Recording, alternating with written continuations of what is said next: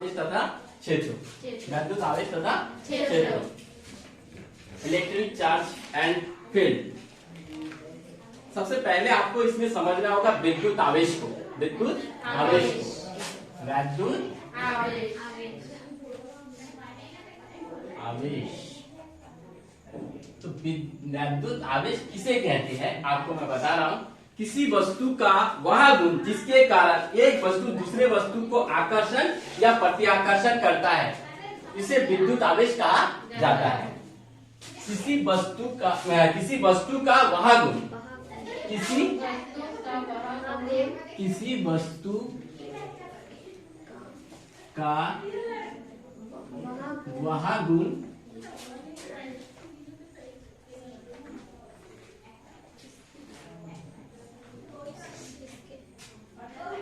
द्वारा वो किसी दूसरे वस्तु को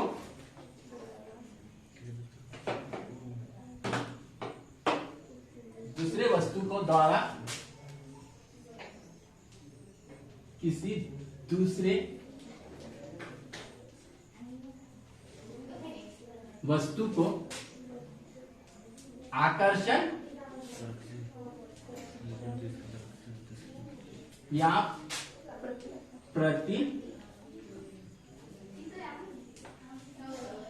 प्रतिआकर्षण करती है। विद्युत आवेश किसी वस्तु का वह गुण जिसके द्वारा किसी दूसरे वस्तु को आकर्षण या प्रतिआकर्षण करती है, उसे हम क्या कहेंगे? विद्युत आवेश। ठीक है। अब आवेश को Q से दर्शाया जाता है। क्या से दर्शाया जाता है सर? Q से दर्शाया जाता है। ठीक है। और ये जो Q है, इसका सूत्र, आवेश का सूत्र क्या होता है? Q बराबर I इंटू T। यहाँ पर I क्या है और T क्या है मैं बता रहा हूं। I होता है धारा, I क्या है? धारा। और T क्या है? समय। T क्या है? समय। तो धारा और समय के गुणनफल को ही आवेश कहा जाता है। यह भी एक परिभाषा होगा। ये अगर आपको याद नहीं रहता है तो आप ये भी परिभाषा दे सकते हो कि आवेश किसे कहते हैं। तो आप इसको इस प्रकार से परिभाषित कर सकते हो, धारा और समय के गुणनफल को विद्युत आवेश कहा जाता है। ठीक है। धारा का जो मात्रक होता है एम्पियर होता है। धारा का मात्रक क्या होता है? एम्पियर होता है। समय का मात्रक सेकंड होता है। क्या होता है? सेकंड होता है। और विद्युत आवेश का मात्रक जो होता है कूलम होता है। विद्युत आवेश का मात्रक क्या होता है? कूलम। जैसे ही आपको विद्युत आवेश पूछा जाएगा, आपको इतनी सी काम करना होगा। ठीक है। किसी वस्तु का वह गुण जिसके द्वारा किसी दूसरे वस्तु को आकर्षण या प्रतिआकर्षण करते हैं, उसे विद्युत आवेश कहा जाता है। विद्युत आवेश को Q से दर्शाया जाता है। विद्युत आवेश को किससे दर्शाया जाता है? Q से। सूत्र क्या है? Q बराबर I इंटू T। ठीक है। I क्या है? धारा। T क्या है? समय। I का मात्रक एम्पियर, समय का मात्रक, और धारा का विद्युत आवेश का मात्रा कूलम।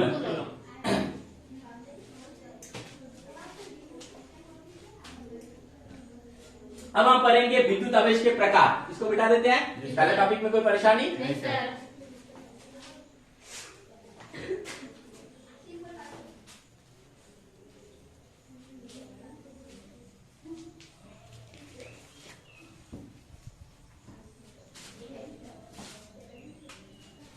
आवेश के प्रकार, विद्युत आवेश के प्रकार।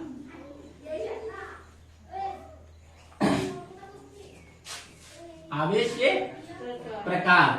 तो आवेश के दो प्रकार होते हैं, एक धनावेश, दूसरा ऋणावेश। आवेश कितने प्रकार के होते हैं बच्चों? दो प्रकार के, धन आवेश और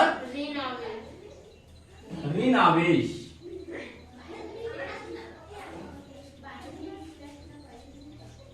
धनावेश और अब धनावेश किसे कहेंगे? धनावेश वे पदार्थ होते हैं जो इलेक्ट्रॉन को दान करने की क्षमता रखती है। धनावेश वे पदार्थ होते हैं जो इलेक्ट्रॉन को दान करने की क्षमता रखते हैं। ऋणावेश वे पदार्थ होते हैं जो इलेक्ट्रॉन को ग्रहण करने की क्षमता रखते हैं, वो ऋणावेश पदार्थ कहा जाएगा। धनावेश पदार्थ को हम सोडियम का उदाहरण दे सकते हैं। ऋणावेश पदार्थ का एग्जांपल हम क्लोरीन को दे सकते हैं। सोडियम में क्या होता है? 11 इलेक्ट्रॉन होता है और क्लोरीन में 17। इलेक्ट्रॉनिक विन्यास करना आता है? आपको क्या मिलेगा? सोडियम के जो बाहरी कोश है ना, उसमें आपको अष्टक पूरा होने के बाद एक इलेक्ट्रॉन आपको एक्स्ट्रा मिलेगा। करके देखते हैं।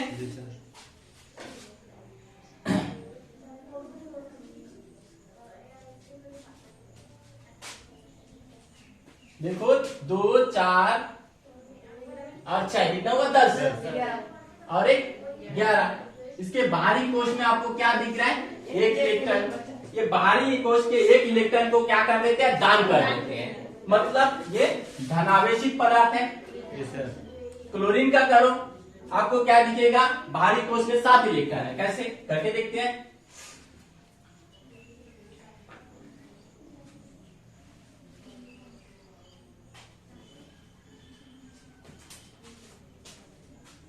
कितना हुआ?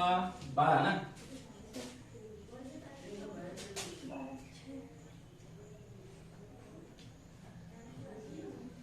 देखो 12 और 7, 12 7 नहीं होगा, 5। देखो 10 और 2 12, 12 और 5 17।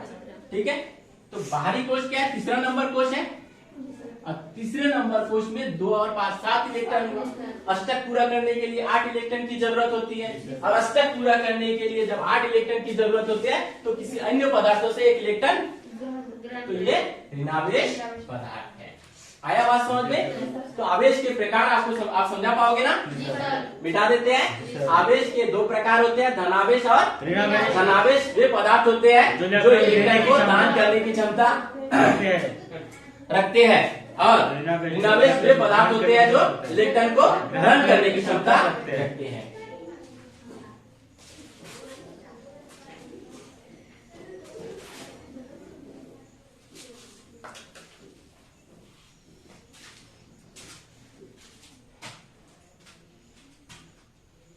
अब आवेश संरक्षण का नियम, अगला टॉपिक है हमारा आवेश संरक्षण का नियम। तो आवेश संरक्षण का नियम मैं बता रहा हूं, आप लोग लिखते जाओगे। आवेश को ना तो उत्पन्न किया जा सकता है और ना ही नष्ट किया जा सकता है, बस एक रूप से दूसरे रूप में बदला जा सकता है। आवेश को ना तो उत्पन्न किया जा सकता है और ना ही नष्ट किया जा सकता है, केवल एक रूप से दूसरे रूप में बदला जा सकता है। तो इसी को ही आवेश संरक्षण का नियम कहा जाता है। आवेश संरक्षण का नियम किसे कहते हैं? तो आपको इतना लिखना होगा, आवेश को ना तो उत्पन्न किया जा सकता है और ना ही नष्ट किया जा सकता है, केवल एक रूप से दूसरे रूप में बदला जा सकता है। इसी को आवेश संरक्षण का नियम कहा जाता है। मेरे ख्याल से हो गया?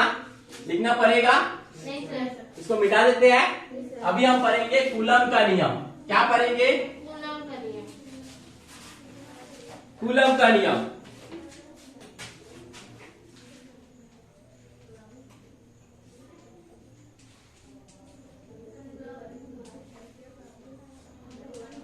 कूलम एक वैज्ञानिक है जिन्होंने एक नियम दिया था आवेश से संबंधित, है ना सर?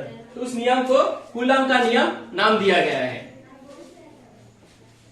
तो उसने बताया क्या था? नियम क्या दिया था?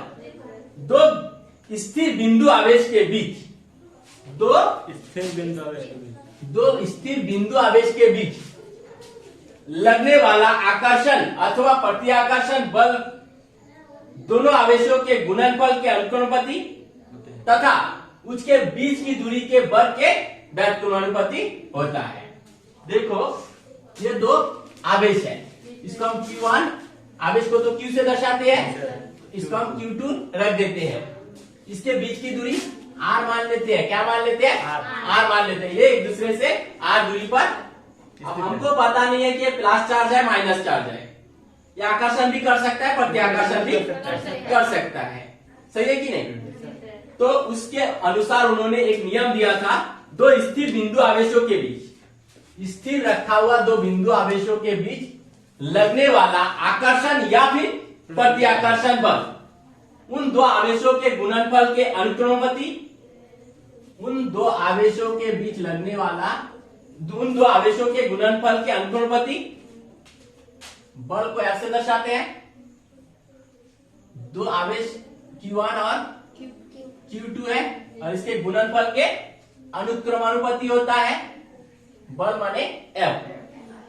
और एक बार क्या बताया कि इसके बीच की दूरी के वर्ग के व्युत्क्रमानुपाती होता है। लगने वाला बल क्या होता है? इसके बीच की दूरी के वर्ग के व्युत्क्रमानुपाती मतलब वर्ग मतलब समझते हो ना?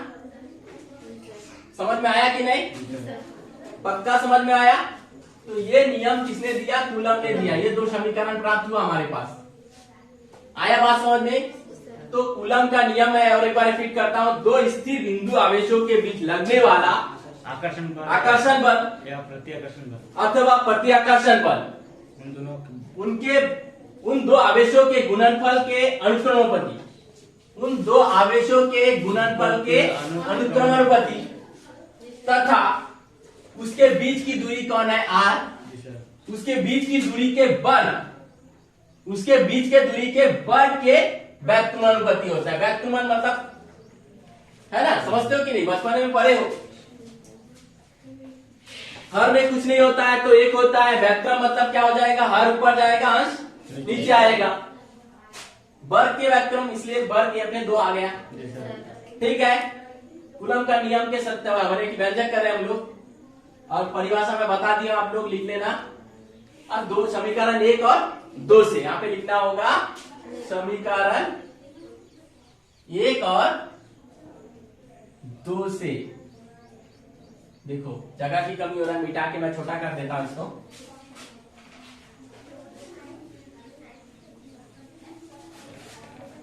दो समीकरण क्या क्या था हमारे पास? F ये Q1 into Q2 ऐसा था, ठीक है। ये समीकरण 1 था, ये ऐसा था, ये कौन था? समीकरण 2। ठीक है ना? अब इसको एक समीकरण 1 और 2 को हल करना होगा। समीकरण 1 और 2 से, समीकरण 1 और 2 से, समीकरण 1 और 2 से मतलब यहाँ पे देखो ये सेम है, सेम एक बार में लिख देना होगा सर। Q1 into Q2 ये गुना में आ जाएगा और अपन R स्क्वायर। समीकरण 1 और 2 से एक के साथ इन Q1 और Q2 का गुना कर दोगे तो F समानुपाती Q1 into Q2 बटा R स्क्वायर ऐसा हो सकता है। अब समानुपाती हटता है तो एक स्थिरक लगता है। समझ में आप ये जानते हो ना तुम लोग? तो F बराबर K Q1 into Q2 बटा R स्क्वायर है ना। K स्थिरांक है, K एक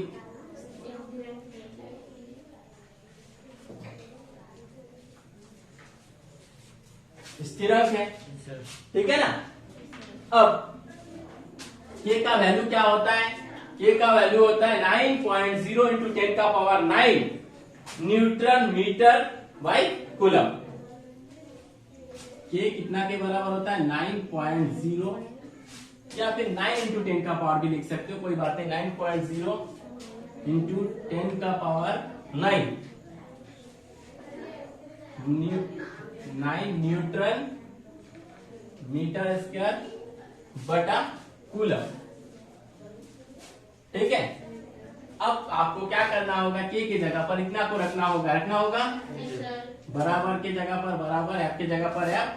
हमने लिख दिए 9.0 इंटू 10 का पावर 9 लिख सकते हैं के जगह पर।